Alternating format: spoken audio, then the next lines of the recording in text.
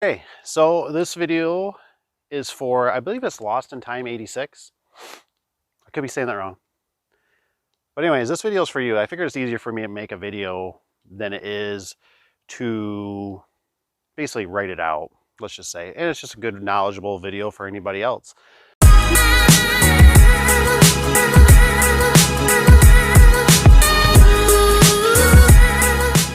So yes, it's Saturday. I'm actually working on one of my pickup trucks. The four-wheel drive's not working.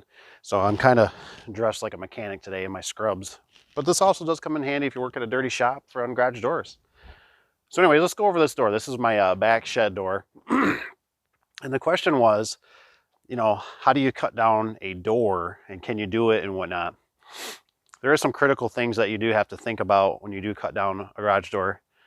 One, and in a past video, which if I can figure out ever how to link a video, I'll do it up here in the corner somewhere. I'm not that advanced yet. Anyways, so back to the door.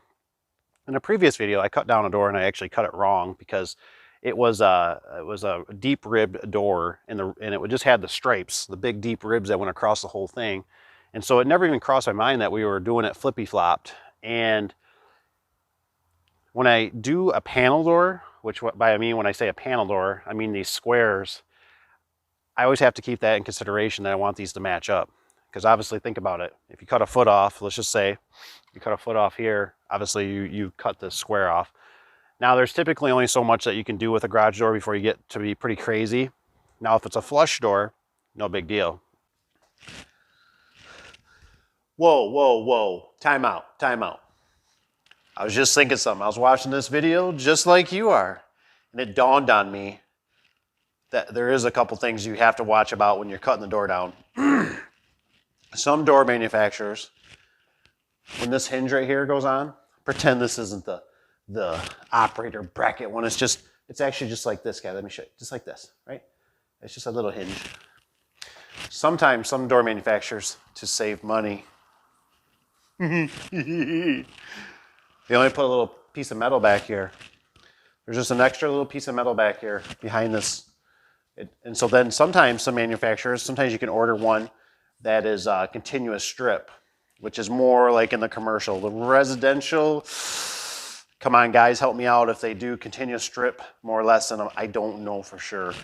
But I do know Wayne Dalton does offer a slab section, which I think the reason they do it is if you want to just order them long and cut them down yourself for commercial, you can. But anyways, back to the residential. But that commercial one has a continuous strip of metal through here. So it's not that big a deal if you cut it, you know, from whatever end. But when I was thinking about it, I was watching the video here and I was telling you, you know, you can cut off the one, you really need to cut off both ends.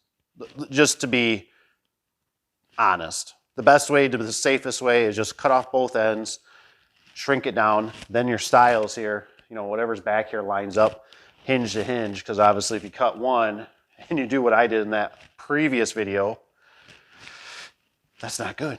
That's why nothing lined up.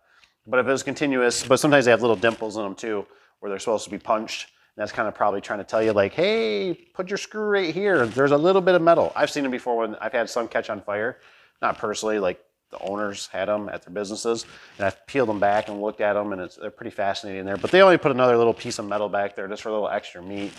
So anyways, I just wanted to jump in for a second about that because I was watching it and I kind of went, oops, I forgot that. So let's get back to it. You can just cut it down and you don't have to worry about this. But when you cut a panel door down, you do have to consider that you need to cut the same amount of distance off the door, off each side. I found the best way for me is typically a grinder. I found out that a Sawzall typically rips, and as it's ripping, it peels over the metal. So I typically use a grinder. I typically just measure off, you know, 1 point here, 1 point down here, and I run a straight line with a marker of some sort, and I'll do it maybe on the back side. And then maybe what I'll do is if it's a sandwich door, which, you know, if I'm saying a sandwich door, it's insulated, I'll do it on the back side too, just so everything is uniform. I'll take you inside in a second here, and I'll show you the end caps. So the question can be pretty skewed because if it's a non-insulated door, it goes a lot easier than an insulated door. The other thing you have to take in consideration is that when you do cut down a garage door, you're taking weight off the door, and it could mess up your springs. Depending on how much you're taking off, not dramatically, but if it was a little old lady that is going to be operating the door, I'd be concerned by hand. If you put a garage door opener on it, you'll probably be just fine, and you can probably manipulate the springs accordingly to get what you kind of need, especially if it has 2 springs. 2 springs are a lot better than 1, but I'm just letting you know that you are taking weight off the door, and everything with garage doors is a calculation. So you have to kind of watch that.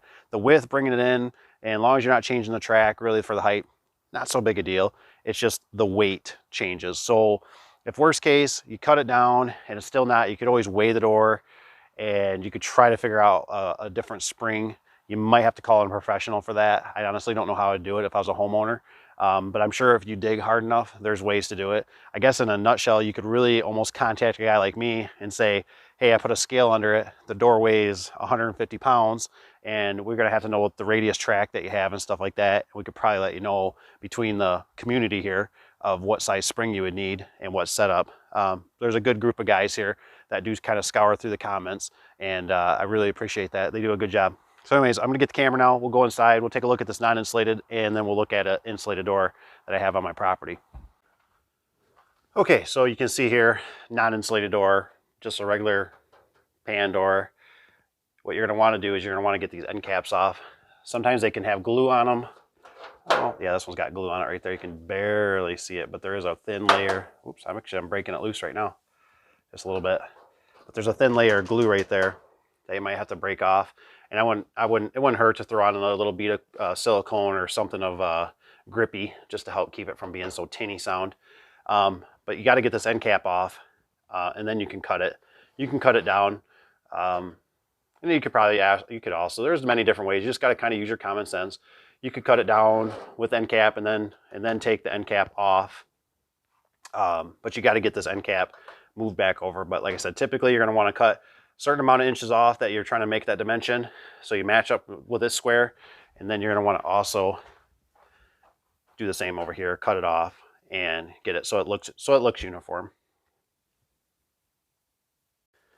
Okay, so now here is just a insulated door, and this is also just an end cap, so you got to take this screw off, and there could be some buried behind this hinge that and get your hinge, well, if it's a new door or whatever, just you got to get the hinge out of the way, and then all you do is this is just a it's just a cap. It can seem pretty daunting and overwhelming to cut doors down. I was actually scared to do it when I first started out, but it's really not that bad. Just take your time and use some common sense.